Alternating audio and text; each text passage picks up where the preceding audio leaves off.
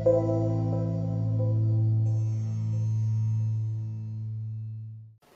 there blueberries, thank you for joining me for a Self-Love September video. Today I'm going to talk about self-parenting a little bit and the concept of healing the inner child through the process of self-parenting, and a little bit about what I see self-parenting as being and why I think it's so important. When I sat down and I started thinking about the content I wanted to put together for Self-Love September this year, I knew that I couldn't let the month go by without touching on this very important concept. I feel like it's a concept that a lot of people either aren't aware of or they haven't brought it into their line of sight as a self-love concept, and I think it's pretty integral to the plot as we begin to get to know ourselves more, to understand more what we want out of life, to understand that part of being self-loving is to let go of old patterns and let go of old belief structures that don't serve us and actually start to figure out who we are and what we want as individuals. I think with all of that, it comes under that same umbrella. Self-parenting comes under that same umbrella. So I'm going to start by basically saying that just because you are an adult now, or at least at the stage where you feel you're independent enough to be watching a video like this, thinking about how you feel and how you want to shape your life, etc., doesn't mean that you are done with the parenting segment of the programme. Your parents may have passed on in this lifetime. You may not speak to your parents anymore. You may not have daily contact with your parents anymore. You certainly may not live with your parents anymore. But that doesn't mean that there is no parenting left for you to experience. It doesn't mean that there is no instruction left for you to experience in relation to the way that you live your life, the way that you connect with your morals and ethics, the way that you walk out in the world and have relationships with people. You can always still be parenting yourself, and actually you can undo quite a lot of the not so great work that was done by your own parental templates when you were growing up. And you can actually decide to reparent yourself wherever that reparenting process might be necessary for you. A lot of people recognise that their parents were not perfect. They recognise that their parents made a lot of mistakes. They recognise that there were certainly key areas where their parents could have been better. They could have given better, more positive messages. They could have been more consistent with their guidance. They could have been more emotionally available. They could have helped more with the practical everyday stuff to prepare one for adulthood a lot more. There are so many different ways in which we can recognise that our parents were just kind of ambling along, doing the best that they could with the resources that they had. And of course also for many of us, we recognise that our parents were abusive. They could have been physically, sexually, emotionally abusive. Even those people who do concede that they had overwhelmingly positive childhoods and they're very happy with the way that their childhood played out and the way that their parents behaved, even those people do tend to recognise that there were some key experiences relating to the parenting, relating to parental instruction that they took on in childhood that have left a lasting difficult impact that now kind of need to be unpicked. Those particular stitches of parental instruction need to be unpicked and potentially replaced with something far more positive, far more meaningful, far more beneficial. One thing that is quite common when we start to look at the parenting that we received when we were growing up is that we can clearly identify some of the ways in which that parenting was really below par, some ways in which we would have liked to have been parented differently, some ways even in which the way that we were parented was distinctly damaging and harmful to us. Yet at the same time, if we look at our current behaviour in adulthood, we're kind of continuing to parent ourselves in the same way. We're guiding ourselves in similar ways, and that's obviously natural. That makes sense. For example, let's say that one of your parental figures insisted on performance perfection with you. Let's say that they set the bar incredibly high, they had massive expectations for you, they wouldn't let you get less than an A on a report card, that kind of thing. They really, really wanted you to show that you were academically astute and that you were always going to be striving for that next plateau of perfection. You were never allowed to slack. You always had to go for gold and show other people what you were made of. A long time after you have consciously recognised that that kind of parental instruction was damaging for you, you could still at the same time be doing it to yourself. You could still be parenting yourself in that way. There could still be a little toxic part inside of you, even 10, 20, 30 or 40 years after you've left home, that is pushing, that is insistent on perfection, that is saying that you can't rest on your laurels, you've got to keep going, you've got to show people what you're made of. So you can very much come out of a poisonous parenting situation and find that the archetype of the inner parent, which lives within you, is still feeding you these crappy stories about what you need to achieve and who you need to be in the eyes of the world. And this is incredibly common. So we consciously recognise and we consciously complain about the kind of parenting that we may have received in one way or another. We recognise what was wrong with it and the damage that it's done, and yet somehow we continue in this insidious, subtle, underlying way to parent ourselves the same way throughout adulthood. When we come up against key situations where we feel like we really need that parental energy, we access the parental energy that we're used to, that's familiar to us. And so sometimes we end up consistently emotionally abusing ourselves in adulthood and getting stuck in really heinous patterns because of that. When we self-parent, we actually take on an archetypal parental energy and an archetypal parental perspective. We gently show ourselves where we need to go. We gently guide ourselves through a certain difficult situation. A lot of self-parenting is done to ensure that we make the right decisions and the decisions that are emotionally and spiritually healthy for us. Self-parenting is such an important part of making it into adulthood in one piece. This knowledge that you can call upon, I guess, a form of your higher self, if you will, for want of a better expression, that really can help you to navigate your way through something difficult. So for example, for me, I think that a lot of my self-parenting is to do with dropping judgment of others. I feel that I was never really necessarily overtly instructed by my mum and dad not to hold on to strong kind of black and white judgments of people. It's not something that was overtly, suggested to me in my instruction from my parents, but I know that my internal self-parent is kind of consistently encouraging me to drop those judgments. And my self-parenting has had a lot to do with understanding the difference between judgment and discernment, that it's okay to discern that I want to spend more or less time with somebody, but it's actually quite damaging to me to make full-on judgments of people as individuals. And I feel like that's part of what my self-parenting has been about, is gently directing myself where I think it is most beneficial for me to go. And whenever a kind of petulant side of me comes in that wants to run with judgment and be very gung-ho about how I feel about someone, my self-parenting archetype will come in and say, hey, honey, that's not good for you, and that's not who you want to be. That's not the best version of you. Let go of that and just move into discernment and move into action. What do you want to do about it, rather than spending your energy leveling judgments towards people? I would recommend that you take some time to think about 2 or 3 ways in which you distinctly tend to parent yourself through situations.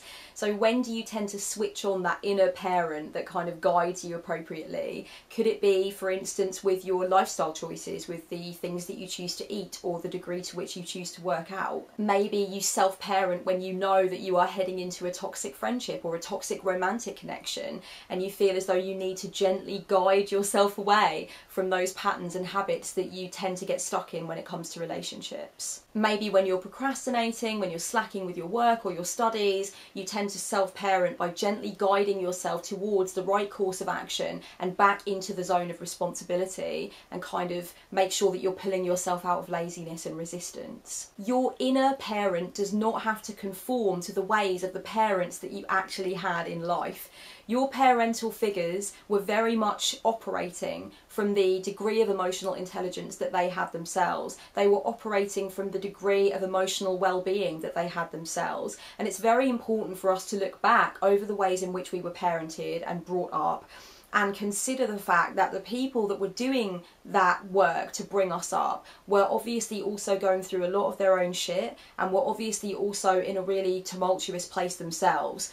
And so when we choose to parent ourselves, we do not need to conform to some of the mistakes that were made by our true parental figures in this lifetime. We can actually select a mode of parenting which is better, which is healthier, which feels more compassionate, which feels more agreeable to us. And that's the amazing thing about reaching adulthood, is that we then get to decide what kind of self-parenting we are going to do, how we are going to shepherd and nurture ourselves through the rest of our lives. And we can drop a lot of the nasty nasty paradigms that our own parents used in the raising of us. And we can start to think more about what works for us as an individual and how we desire to be parented and how we would have liked to have been parented back then and how we can now bring that particular energy in. If you were to design a good parent archetype, an ideal parent archetype, what would it look like? What kind of a parent would that be? What kinds of qualities and characteristics would that parent show? How would that parent engage and interact with you in a healthy way and in a way that was beneficial for you? I know that when I was growing up, my mother was not very emotionally available to me. She didn't really become emotionally available to herself until my nanny died when I was 14, and then she went through a few years of therapy, and then it was only really on the other side of that therapy that she got in touch with herself and her own needs and her own fears, and she started to deal with the abuse that she had gone through at the hands of her mother and brother. So when I was going through my teens, I didn't have a mother that was really attentive to my needs, and my mother would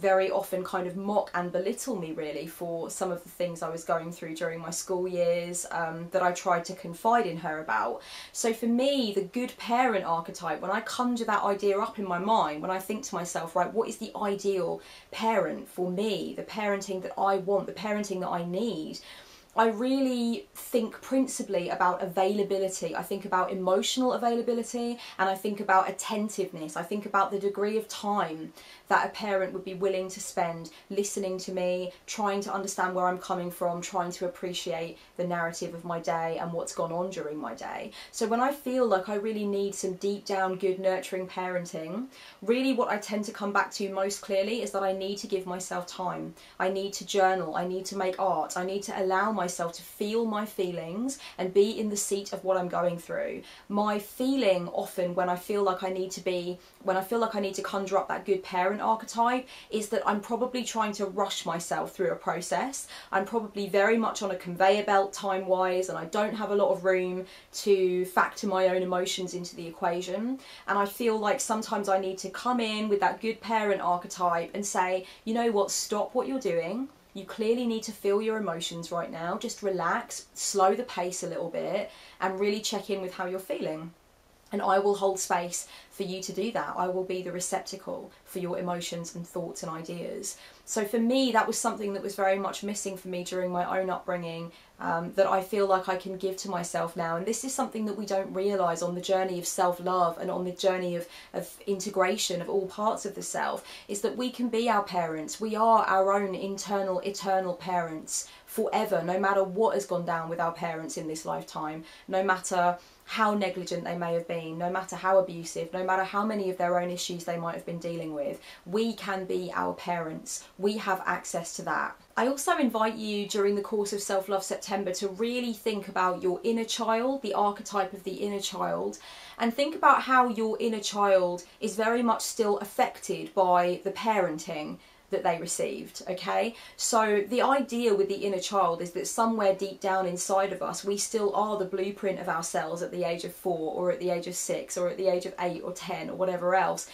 And we often experience old emotions or old perspectives or old ways of seeing something because we still relate to and are connected to the experiences and the perspectives we had as children. And the idea of inner child healing is very much based around this notion that sometimes we need to go back to the way that we perceived something and experienced something in childhood to truly understand the impact that it's had and to heal ourselves from that younger place in our lives when we won't have been as emotionally intelligent and we won't have been as free to walk away from something that was painful for us. Inner child healing has been integral to my own process. I know it's been really important to a lot of other people's processes, and I invite you really to think about how your inner child is operating inside of you right now, either at one significant age or at various different ages, and think about the way that you were being parented at that time. What was your relationship like with your parental figures? What were the kinds of guidelines that you had? How cared for and truly seen did you feel when it came to your relationships with your caretakers? And how can you reparent the inner child now? If you know that your inner child when you were 6 felt really alone, really neglected, really rejected and abandoned, not really visible, then how can you step in to that part of your psyche and begin to really bring healing to that part of you, that little part of you that still feels, in some sense, abandoned and rejected? How can you come in and give comfort to that part of you? How can you be attentive to that part of you? Likewise, if you know that somewhere deep down inside of you, you're still that 10-year-old kid that really wants to please their parents and make their parents proud, but always seems to fall short of the very exacting standards that they've set, then how can you kind of access that part of your psyche where you still feel a strong desire for that validation? And how can you reparent yourself? How can you say, hey, you're worthy as you are. You're enough. Stop. You don't need to do this. You're enough, darling. How can you do that? How can you give yourself that? Sometimes it very much starts with you just saying the words out loud and owning those words and taking those words to the wounded part of you and spreading those words over the wounded part of your psyche like some kind of healing salve. And sometimes that's where it needs to begin, and it goes on from there. I have an inner good parent that instructs and guides me when I need it. And my inner good parent archetype is not the same as the way that my real parents operated. And that's not to say that there weren't some incredibly great things about the way that my parents parented me, because there were also some regrettable things and some things that I kind of have wished would have been done differently, or that I certainly would have done differently. But the good parent archetype that lives inside me, that is a construct of my own making. And that's what's so glorious about it, is that I get to decide how I want to parent myself, and I get to decide how I would like to reparent and interact with my inner child. I hope these thoughts have been interesting, and I hope you enjoy what's coming next week during Self-Love September. Don't forget that you can check out Self-Love Sunday on SoundCloud. It's a downloadable audio file that comes out every single Sunday during the month of September. And this week I'm going to be talking about bringing self-love and sovereignty to the creative process. So if that's something that you want to sink your teeth into, then I'll leave the link below to my SoundCloud account as always, and the links to all of my other places where you can find me on social media, because I'm going to be putting out a lot of self-love related thoughts and ideas during the course of the month. Don't forget to share your self-love stories with me. If you're not sure what I mean by that, then you can watch the previous video, the very first video that I did for Self-Love September. I'll link it for you below so you can find out all about how to share your self-love story with me. So much love and self-love. Blessed be.